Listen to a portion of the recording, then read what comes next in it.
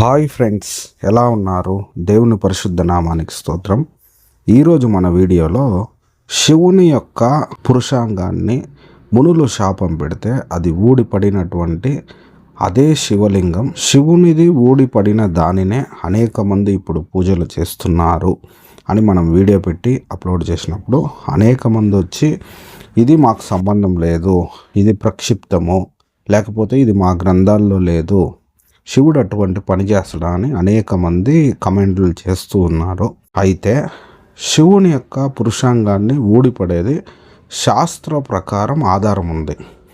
ఎవరైనా శివుడు చేసినట్లుగా కానీ పని కానీ చేసినట్లయితే అతని యొక్క పురుషాంగాన్ని అలానే ఊడి పెరకాలని శాస్త్రం కానీ చెబుతూ ఉంది. ఆ విషయాన్ని చూడండి. చూసేటప్పుడు మనుస్మృతి, మానవ సంహిత, తాత్పర్యకర్త శ్రీ భాగవతుల సుబ్రహ్మణ్యం, భాషా ప్రవీణ తెలుగు, ముద్రణ జనవరి 2024.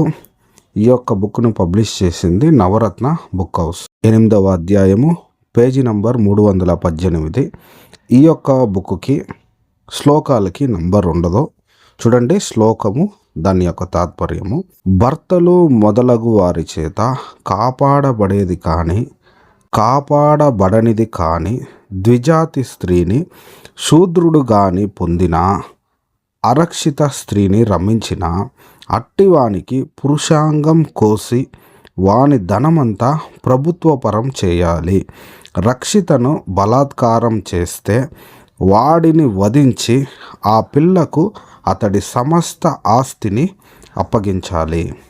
చూడండి, ఈ యొక్క శ్లోకం ప్రకారం కానీ చూసినట్లయితే ఒక స్త్రీకి అన్యాయంగా జరిగినట్టయితే ఆమెతో ద్విజాతి స్త్రీని ఒకవేళ శూద్రుడు కానీ ఆమెతో కానీ రమ్మించినట్లయితే, లేదంటే ఆ స్త్రీతో ఎవరైనా కానీ అటువంటి పని కానీ చేసినట్లయితే అతని యొక్క పురుషాంగాన్ని కోసివేయాలంట.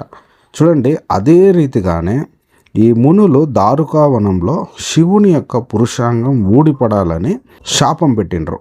అదేలాగనే పురుషాంగం శివునిది ఊడి నేలపైన పడింది. అంటే శివుడు తప్పు చేసినందువలననే అతని పురుషాంగం ఊడిపడేలాగా మునులు శాపం పెట్టి ఉన్నారు. చూడండి, ఇక్కడ కానీ చూసేటట్లయితే శాస్త్రం ఇంకా కఠినంగా చెప్తుంది. వాని ధనమంతా ప్రభుత్వపరం చేయాలంట. అటు వాడి ధనాన్ని రక్షితను బలాత్కారం చేస్తే వాడిని వధించి ఆ పిల్లకు అతని సమస్త ఆస్తిని అప్పగించాలి. అంటే ఇటువంటి పని చేసేవాడిని, అంటే పురుషాంగాన్ని పట్టుకొని వికృతలు చేష్టలు చేసేవాడిని, ఆడవాళ్ళ పైకి ఎగబడిపోయేవాడిని, స్త్రీలకి మోసం చేసేవాడిని, స్త్రీలతో వాళ్ళ కామార్తలు తీర్చుకోవాలని వాళ్ళతో వ్యభిచరించే వాడిని కానీ ఏం చేయాలంటే అతనిని చంపేయాల, వాడిని వధించాలని మనస్మృతిలో స్పష్టంగా ఉంది. అదే రీతిగానే మునులు దారుకావనంలో శివుడిని శపించినారు. ఎందుకంటే మునుల యొక్క భార్యల దగ్గరికి శివుడు పోయి ఒళ్ళంతా బూడిదను పూసుకొని నగ్నంగా మునుల యొక్క భార్య దగ్గరికి వెళ్ళి వికృత చేష్టలు చేస్తుండేటప్పుడు మునులు వచ్చి చూసి అతని పురుషాంగం ఊడిపడాలని శపించిండ్రు. అంటే శివుని యొక్క పురుషాంగం తెగిపడింది. శాస్త్ర ప్రకారము సరి అయినదే. ఒక వ్యక్తి ఎవడే తప్పు చేసినా కానీ ఇటువంటి శిక్షను విధించాలని మనస్మృతిలో రాయబడి ఉంది.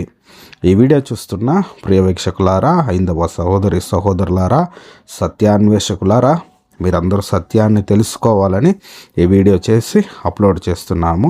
ఇటువంటి మరెన్నో వీడియోలు చూడాలంటే మా ఛానల్ని సబ్స్క్రైబ్ చేసుకోండి.